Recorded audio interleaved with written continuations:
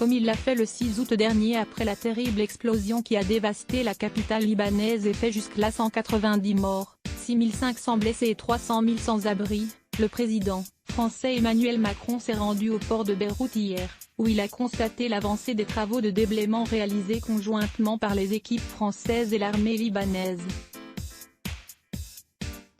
À Beyrouth, pour m'assurer que l'aide d'urgence est arrivée aux bons endroits, aux bonnes personnes, a dit M. Macron dans un tweet. Au port, les résultats de nos efforts sont là. En moins d'un mois, ce qu'ont accompli nos équipes avec la société civile libanaise est exceptionnel. Depuis le porte-hélicoptère Tonnerre, arrivé le 14 août dernier avec 750 hommes et 150 véhicules. Le président Macron a rencontré des représentants d'organisations internationales et d'associations locales impliquées dans l'aide d'urgence à la population sinistrée, qui lui ont fait part des besoins des Libanais.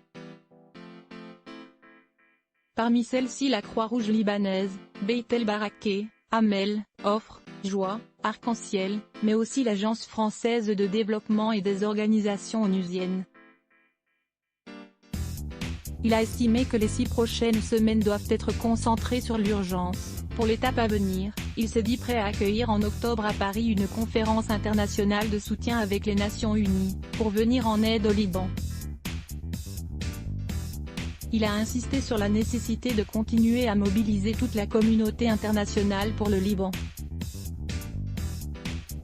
Je suis prêt à ce qu'on réorganise, autour peut-être de mi-fin octobre, une conférence internationale de soutien avec les Nations Unies, a-t-il déclaré lors de cette rencontre. Je suis tout à fait prêt même à l'accueillir à Paris, qu'on puisse à nouveau demander un soutien à tous les États pour financer les besoins sur le terrain, a promis le président français, insistant sur la nécessité d'une coordination très ferme avec l'ONU. Des médicaments non adaptés. Lors de sa rencontre avec les représentants de la société civile, Emmanuel Macron a dressé un premier bilan des aides acheminées vers le Liban et les défis, notamment organisationnels, auxquels les ONG sont confrontées. Des défis que n'a pas manqué de relever la coordinatrice résidente des Nations Unies au Liban, Nadja Trokedi, qui a fait état de la mise en place d'une plateforme dans une volonté de coordination des aides. Parmi les représentants de la société civile, des plaintes ont fusé sur un manque de transparence ou d'adéquation entre les besoins réels et les aides envoyées. Nous n'avons pas une bonne évaluation de l'aide depuis le 4 août.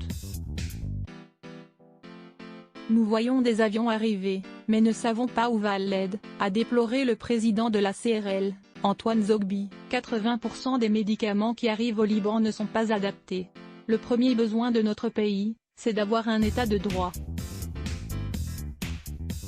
C'est ce qui nous manque aujourd'hui. On cherche un état véritable avec des responsables.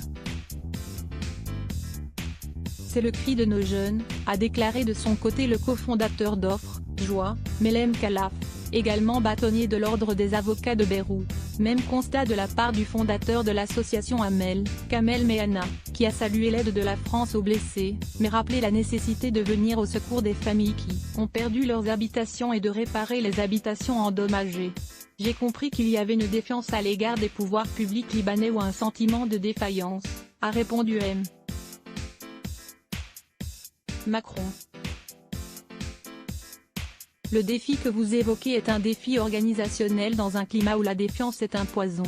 Il me semble que si on veut essayer d'aider au mieux, c'est de travailler sur la plateforme des Nations Unies en lien avec vous pour qu'on puisse avoir une expression des besoins, et une traçabilité de tout de ce qui arrive, a-t-il ajouté. Le président français est également monté sur un navire de la CMA-CGM, venu de Marseille avec à son bord plus de 2500 tonnes d'aide humanitaire. Comme il l'a fait le 6 août dernier après la terrible explosion qui a dévasté la capitale libanaise et fait jusque-là 190 morts, 6 500 blessés et 300 000 sans-abri, le président français, Emmanuel Macron s'est rendu au port de Beyrouth hier, où il a constaté l'avancée des travaux de déblaiement réalisés conjointement par les équipes françaises et l'armée. Let's block ADS. Why?